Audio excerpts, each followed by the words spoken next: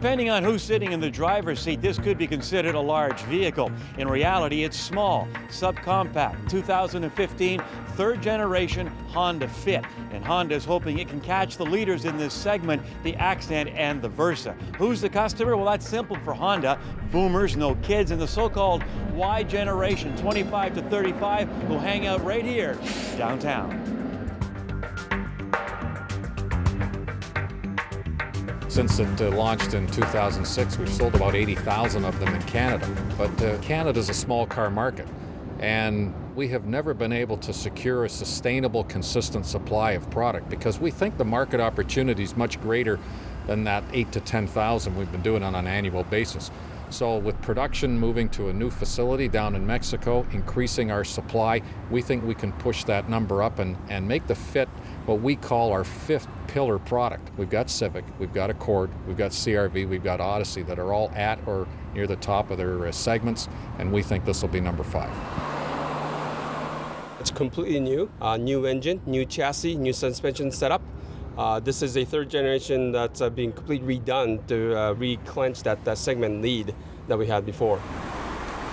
The Honda Fit comes with both an automatic Cvt transmission and a 6-speed manual. You might think the young folk would gravitate towards the manual, but the reality is in downtown urban areas, you got a lot of gridlock. And if you live in Toronto, you've got what I think is the biggest cause of traffic congestion, and that's one of those, the streetcar. Now, the good news is, I know we're hard on CVTs, this one has improved. You don't have that rubber band effect, and you still have the paddle shifters to give you some control.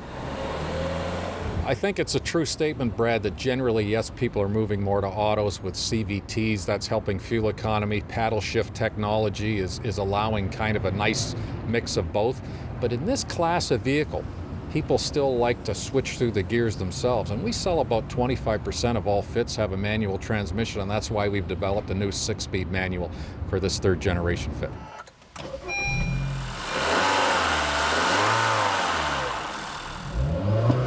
It's a 1.5 liter, so same displacement as last generation, but that's about the only commonality.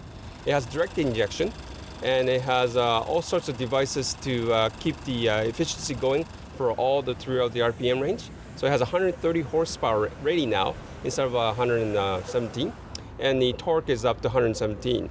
And the fuel efficiency, which is the biggest news, is up 16% to 6.4 liters combined. That's class leading in this segment.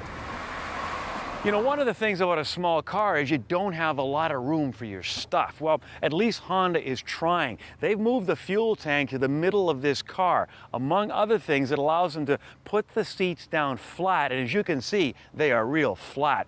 1,500 liters of cargo space, that's class leading. How big is that? Well, you can throw a bike back there according to Honda, or a surfboard, but you can get a fair bit of luggage. So the bottom line is, single family or a couple, you got a fuel-efficient vehicle and still room for your stuff. Now, one pet peeve. Look at the audio system. What don't you see there?